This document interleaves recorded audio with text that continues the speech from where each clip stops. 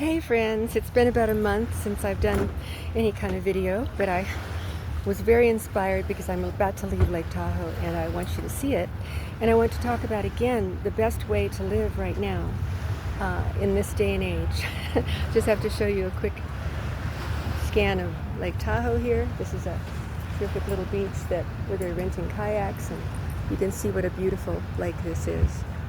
And I'm here, I've been here a couple days, and have not paid any kind of fees or anything, except, a couple of places on the water, because all of Lake Tahoe is owned. Every inch of it is owned.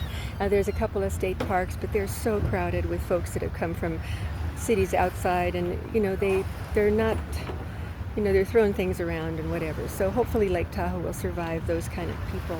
But there's all resorts, and they're all $400 a night or something, 200 to 400 a night. Oh, by the way, it's July 19, 2025. And I have some little notes here, but I just want you to know that this is a great way to travel for a single lady and who doesn't have a partner yet, still always looking. I'm sure that the people that live in vans talk about that. But anyway, no fancy edits until I learned that I could have music and all that. But instead, just reality.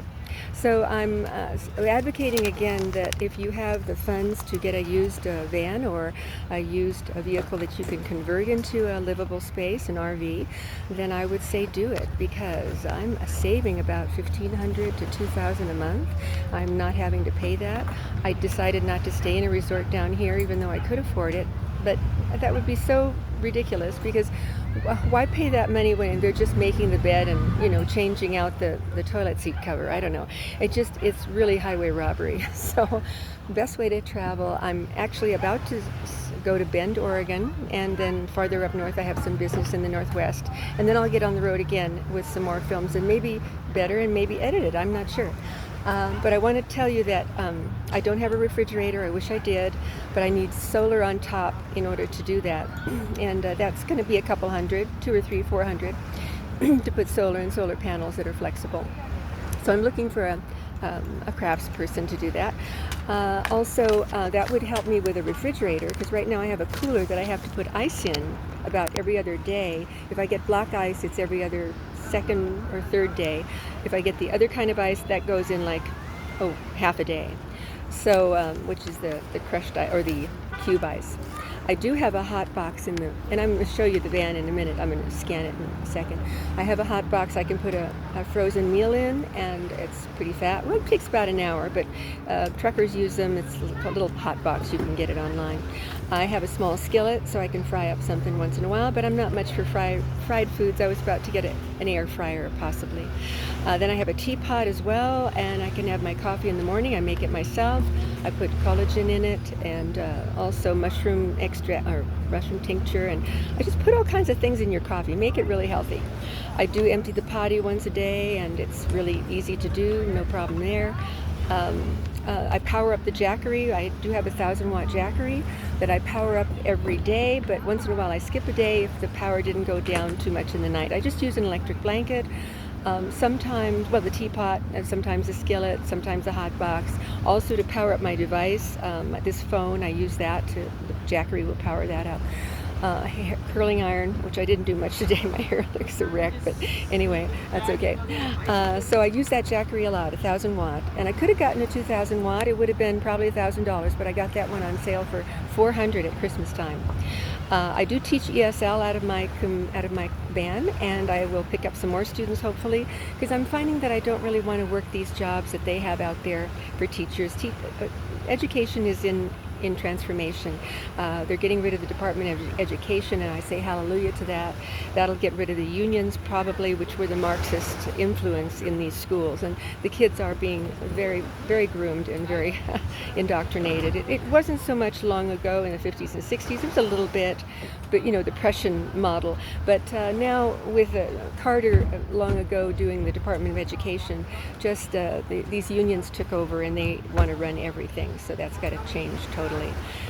Teachers have to stand up, but we don't have very many strong teachers left. A lot of us left, And so we have the other kind, which will follow orders, if you know what I mean. Anyway, so but that's not an absolute. There are variables everywhere you go. I'm so glad to use my PC when I can in a coffee shop, and I do power up the Jackery in a coffee shop. There's no problem there. I go in and I buy a coffee, or sometimes I go to a Barnes & Noble and power it up, or sometimes there's any number of places where you can power up a Jackery, or you can actually park in every residential area you can think of. They're out there, all these residential areas for you to park your soccer mom van.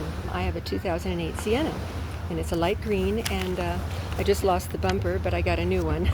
That's a long story, which I won't go into right now.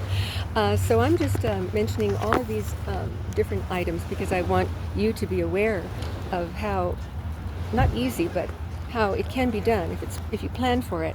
You have to plan to live like this.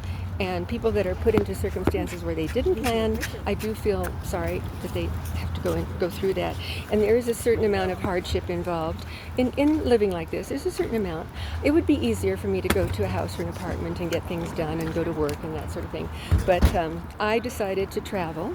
I love the wilderness and I love national parks. Oh, and I just got a free card to see every national park possible for free, and it's usually $30 to get in there, but I have a special card now, and it's because I have a disability, and I just rolled up to a window when I was at Yosemite, and she said, "Oh, you get this card." So anyway, here's the inside of the van, and I'm not sure how you can see it. It's sunny today, but a little bit dark, and I've got everything organized so that everything is at my fingertips. You can't tell, but everything's at my fingertips. It's very organized. And then in the front seat, I just cover that far area with all the things that I need, and then I'll come around to the other side. And as I say, there's a certain amount of chores you have to do. You're doing your laundry outside. You're not doing it in your apartment. You're once in a while buying a dinner out, but you don't have to. You can cook in your van. This is the other view of the van.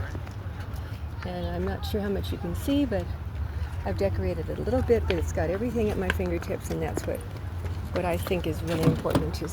And you have to have a great memory too, because you have to remember where you put everything. So your memory has to be pretty sharp. So I'm just saying, come to places like Lake Tahoe and not pay enormous fees for a resort, and then the private beach, of course, you get the private beach. But in this way, I found several beaches that are free. So you can see that people are crowding in and setting up their whole setup down here. And it is the most crowded time of the year to come to Lake Tahoe. But I did want to mention again that this is all possible if you plan for it and if you're clever and creative. Okay. So have a wonderful week, whatever you're doing. Thanks for looking in, and I appreciate that. Take care from Connie.